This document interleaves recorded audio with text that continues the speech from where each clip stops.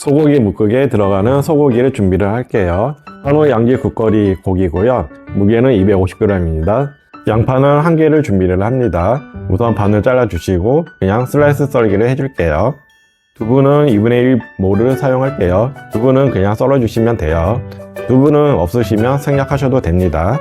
대파는 1대를 쓰겠습니다. 대파는 그냥 없을쓰기로 큼지막하게 썰어 주시면 됩니다. 대파는 그냥 큼지막하게 썰어 줄게요. 마늘은 15알 정도를 준비를 할게요. 마늘은 그냥 다진기를 사용해서 다져 줄게요. 무는 하나를 준비를 합니다.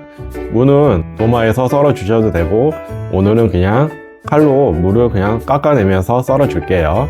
무는 도마에서 각자 취향에 맞게 채로 썰어 주셔도 되고, 나와 썰기로 해 주셔도 됩니다. 물 위에 올려주시고 불은 센 불로 켜줄게요. 시중에서 파는 사골곰탕 육수를 사용할 거예요. 무게는 500g입니다. 사골 육수를 넣어 줄게요. 물은 1리터를 넣어 줄게요.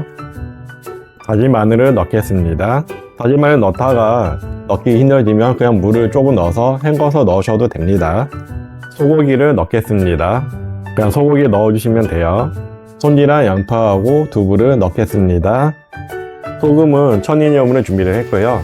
소금 2큰술을 넣어줄게요. 소금을 넣었으면 뚜껑을 덮고 완전 끓어오를 때까지 기다려줍니다.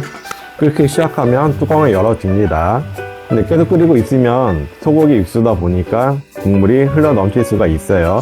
그래서 뚜껑을 완전 덮지 마시고요. 숟가락을 이용해서 동글팬의 한쪽을 숟가락 대신 다음에 뚜껑을 덮으면 뚜껑이 좀 열리는 상태잖아요. 이렇게 끓여주시면 국물이 흘러 넘치지 않아요. 이제 완전히 끓어오르기 시작하면 뚜껑을 열어줄게요. 숟가락을 잡으면 뜨거울 것 같지만 전혀 뜨겁지가 않아요. 손질한 파를 넣어줄게요.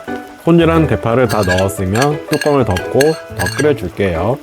중간에 뚜껑을 열고 무가 익었는지 확인해 보시면 됩니다. 만약에 무가 익었으면 마지막으로 최종 간을 위해서 소금 2분의 1 큰술을 넣어줄게요. 이때 각자 간에 맞춰서 소금을 가감하시면 됩니다. 맛있는 소고기 묵국이 완성되었습니다. 오늘은 소고기 묵국을 끓여봤는데요. 생각보다 엄청 간단하죠?